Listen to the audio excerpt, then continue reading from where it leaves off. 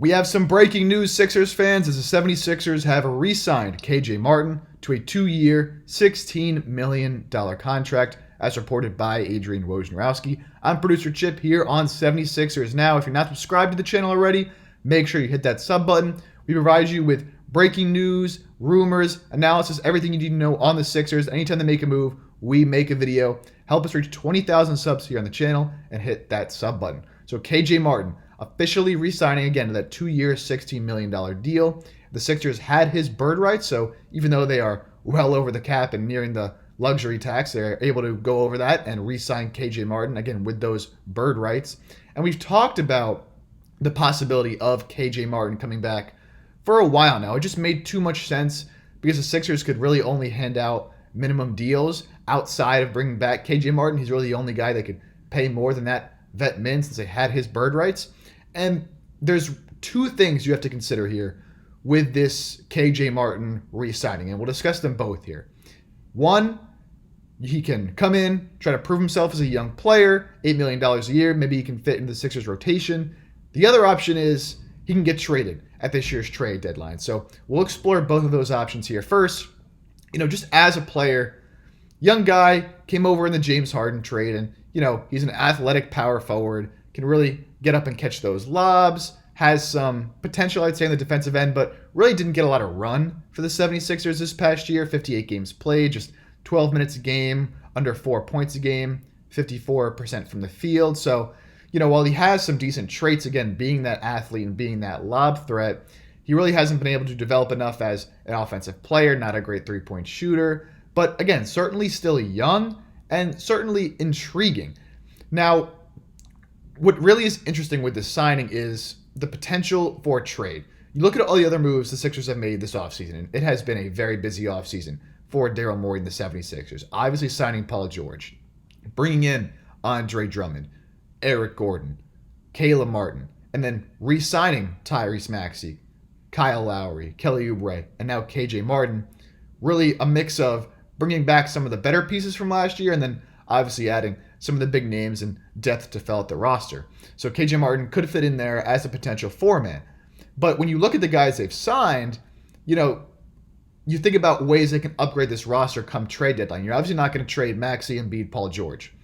Other than that, you're not really paying anybody all too much money, right?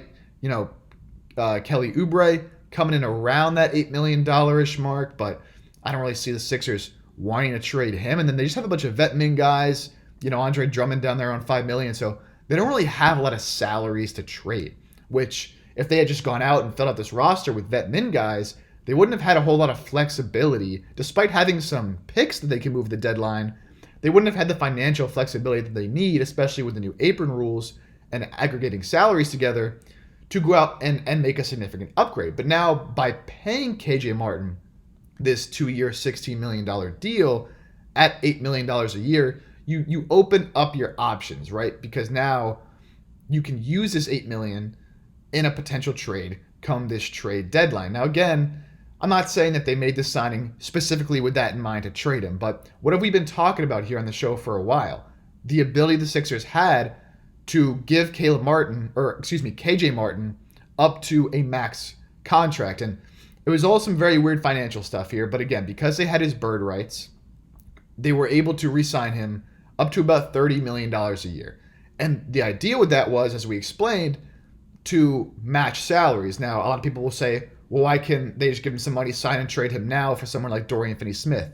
There's a special stipulation, a rule that applies to KJ Martin with his salary, where if he were to be signed and traded right away, his outgoing salary would only count for 50% for matching purposes. So, for example, he's making $8 million this year. If they try to trade him right now, his salary would only count for $4 million. And obviously, that's not going to cut it when you're trying to trade for a player like a Dorian Finney-Smith, who we've talked about as a target and has been linked to the 76ers. They've apparently done their due diligence there.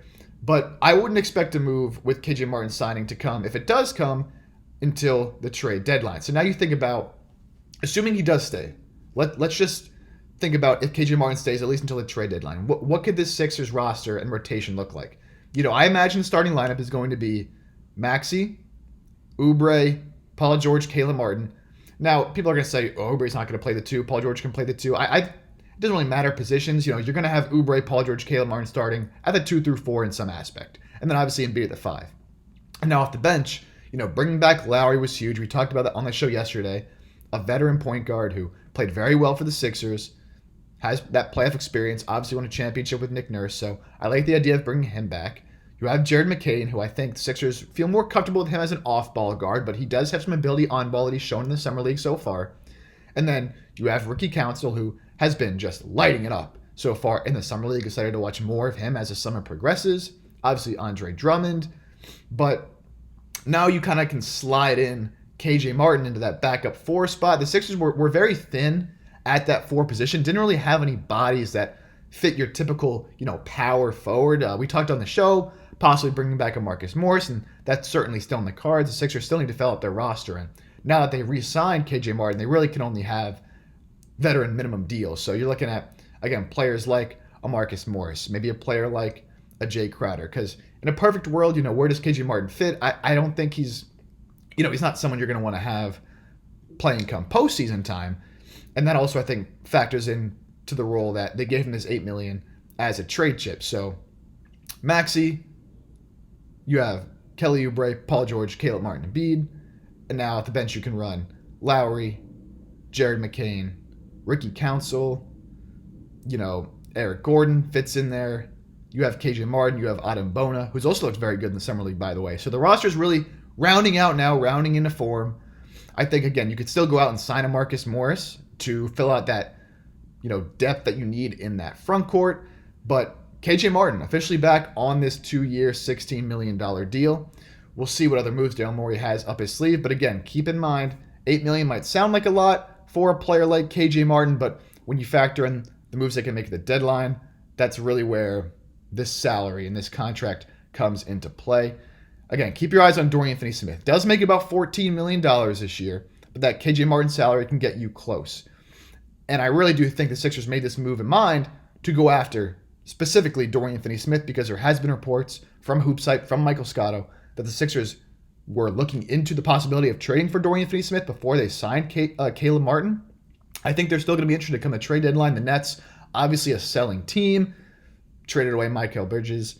They're going to be tanking this year. So can the Sixers possibly package Martin, some salary filler, a first-round pick to go get Dorian Finney-Smith at the deadline? I think that'd be the perfect type of move for Daryl Morey to make to really put this team in the best position moving forward. Daryl Morey always says that the roster you enter the season with and the rotation you enter the season with is not the one that you're going to finish the season with, right?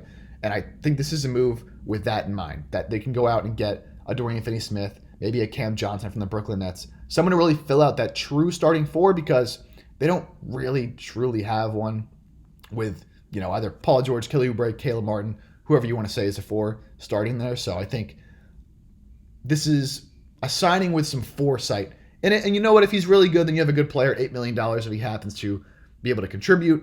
I wouldn't count on that happening, but I would assume he's going to be moved. But Sixers fans, let me know, what do you think of this signing? Grade it down in the comments, A, B, C, D, or F. And let me know as well, do you think KJ Martin will be on the Sixers this entire season, or will he be traded at the deadline? Let me know in the comment section down below. Don't forget to subscribe, hit that thumbs up, like the video, and we see you next time here on 76ers Now.